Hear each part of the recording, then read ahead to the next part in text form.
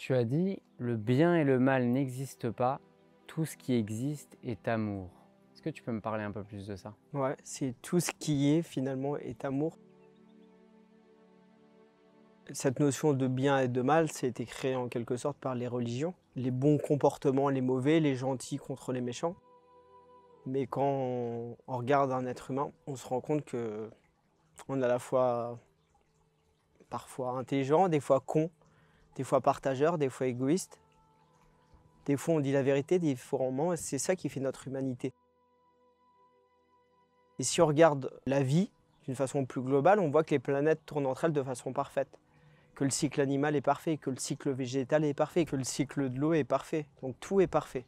Donc on serait la seule espèce dans tout l'univers qui ne serait pas parfaite. Parce que le cycle végétal est parfait, le cycle animal est parfait, ça n'a pas de sens. Quand on observe la vie, on se rend compte qu'on est parfait. Mais c'est notre perfection à nous, telle qu'on est. Pas la perfection d'un bouquin qui a été écrit il y a 2000 ans. Pas la perfection d'une religion ou de la société. Comme on est parfait. Donc ça veut dire que tout ce qui est. Et pour moi, le chemin, c'est justement de prendre toutes les choses telles qu'elles sont, toutes nos parties de nous. C'est ce qu'on appelle l'amour. Quand on aime quelqu'un, on l'aime telle qu'elle est, cette personne-là. Tu vois? Quand on aime son enfant, on l'aime tel qu'il est. S'aimer, c'est se prendre tel qu'on est, sans rien vouloir changer. Donc, il n'y a pas de notion de bien, de mal, si tout est parfait. Et dès le moment où je me dis que cette partie-là, elle est bien, cette partie-là, elle est mal, que qu'il y a des qualités, ça veut dire qu'il y a des défauts. S'il y a des parts de lumière, il y a des parts d'ombre. Si j'ai des parts d'ombre, des défauts, dès le moment où je mets ces mots sur mes caractéristiques, je suis en train de les rejeter. Je ne suis pas dans l'amour, donc je ne les accepte pas. Donc pour moi, dans ce monde, tout est amour. En tout cas, le chemin, c'est d'aller vers ça. C'est d'apprendre à aimer toutes les parts de soi. C'est d'apprendre à aimer toutes les parts de l'autre, le prendre tel qu'il est. C'est apprendre à prendre notre situation, les événements qui nous arrivent, tels qu'ils sont, sans rien vouloir changer, en les acceptant tels qu'ils sont, en les regardant juste d'un angle différent. Donc pour moi, il n'y a rien de bien, rien de mal, parce que dans chaque situation, on peut trouver le bon en l'aimant finalement, en aimant cette situation, en la prenant telle qu'elle est. Et en se disant, qu'est-ce que j'ai envie de faire de cette expérience-là? Quelle expérience j'ai envie de faire à partir de ce qui m'arrive? Donc il n'y a pas une bonne ou une mauvaise situation, parce que tu peux prendre l'exemple des pires événements qui nous arrivent dans notre vie. Parfois, ce sont celles qui nous permettent le plus de grandir, le plus d'apprendre, de vivre nos prochaines relations, nos prochains moments avec plus d'intensité. Est-ce qu'on peut qualifier ces choses-là de mauvaises, de mal? Est-ce qu'on peut qualifier une relation qui ne va pas être confortable, qui va nous amener à nous dépasser, nous amener à nous recentrer, nous amener à nous poser des questions comme mal? Je crois pas. Je crois que tout est parfait. Mais on est dans ce doux équilibre entre cette douceur, cette paix et ce challenge qui nous permet de grandir. Et l'amour, c'est la totalité de tout ce qui est. De la colère, de la peine, de la joie, de la gratitude, de la rancœur. Et quand j'apprends à aimer tout ça, à les accepter, là je suis dans l'amour. C'est comme, tu sais, les lumières. Si on met la totalité de toutes les lumières, ça fait du blanc. Le blanc, c'est pas l'absence de lumière, c'est la totalité de toutes les lumières. Et l'amour, c'est ça, c'est la totalité de tous nos sentiments, de tout ce qu'on est. Donc la totalité de ces émotions, est-ce que ça pourrait s'apparenter à l'amour inconditionnel? Et est-ce que tu pourrais nous expliquer ce que c'est l'amour inconditionnel pour toi? Oui, c'est ça, c'est quand je prends toutes les choses telles qu'elles sont, là je suis dans l'amour inconditionnel. Parce que je me rends compte que je fais partie du tout. Si je rejette une partie de mon expérience, une partie des situations de la vie, je ne suis pas dans l'amour inconditionnel, je rejette une partie. Comme si je n'aime pas tout chez l'autre, je veux le changer, je ne suis pas dans l'amour inconditionnel, pareil chez moi. Donc on n'est jamais dans l'amour inconditionnel, en tout cas l'homme aujourd'hui, on est en 2024. 2024, aucun être humain depuis le début de l'humanité a été dans l'amour inconditionnel. Par contre, on tend vers ça de plus en plus. Donc le chemin n'est pas de se dire est-ce que je suis dans l'amour inconditionnel? La réponse est non. Mais chaque jour, je m'aime de plus en plus. Chaque jour, je tends de plus en plus vers l'amour inconditionnel. Et à chaque fois que je rencontre quelqu'un, à chaque situation, c'est une occasion pour moi d'apprendre à me connaître et apprendre à aimer une partie de moi. Et je pense que ce jeu-là, il est presque sans fin. Donc il n'y a pas de on s'aime pas, c'est qu'on s'aime de plus en plus. Et quand on est désincarné, on est dans l'infini, dans le tout. Donc là, on peut parler d'inconditionnel, on parle d'infini, de tout. Et quand on est incarné, on est dans un monde fini, dans un monde relatif. Donc on ne sera jamais à la fin. On ne sera jamais à la fin. Il y aura toujours quelque chose de plus. Parce qu'inconditionnel, ça veut dire que c'est sans fin. Parce que si tu veux, à chaque fois que j'apprends à aimer une partie de moi, c'est une partie de moi que je ramène à moi. C'est une partie que je ramène à moi, une partie de la vie. Donc à la fois, j'amène ça au tout, au un, à la vie, à Dieu, à ce que tu veux, qui lui grandit plus. Donc je rassemble, je grandis, c'est cette expansion-contraction de l'univers qu'on voit en permanence. Et on est dans ce jeu-là d'infini finalement. On va toucher des nouveaux niveaux d'intensité encore, encore et encore. Tu as dit aussi que la mort est un processus par lequel vous rétablissez votre identité. Est-ce que tu pourrais m'expliquer ça, comme ça un lien? Ouais. La mort, si tu veux, la mort physique, hein, d'accord, qui n'existe pas, c'est l'absence de vie dans son incarnation. C'est quand on quitte son corps physique. Parce qu'en tant qu'âme, tu meurs jamais. Tu es dans l'infini, dans le tout. Il n'y a qu'un seul temps, donc tu ne peux pas mourir. Donc dès le moment finalement où tu quittes ton corps physique, cette mort terrestre, c'est à ce moment-là que tu vis ta vraie expérience. Que tu te rappelles que tu es tout. Parce que ton âme, elle est plus incarnée dans une personne. Elle ne vit plus un événement par rapport à un autre dans ce monde de relativité, mais elle revient dans la cinquième dimension et finalement dans l'infini, elle se rappelle de tout, de toutes ces expériences simultanées, toutes nos incarnations. Elle se rappelle de tout ce qu'on est tout, qu'on se trouve dans chaque chose, dans chaque fleur, dans l'eau, qu'on ne fait qu'un avec tout. Donc c'est le moment où tu te rappelles.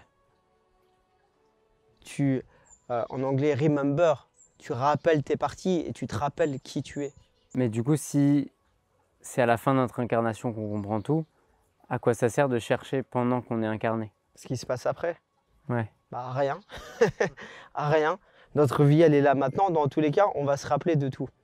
La conscience des conséquences de chacun de nos choix, de chacune de nos actions, de chacune de nos pensées, chacun de nos sentiments. Donc ça sert à rien.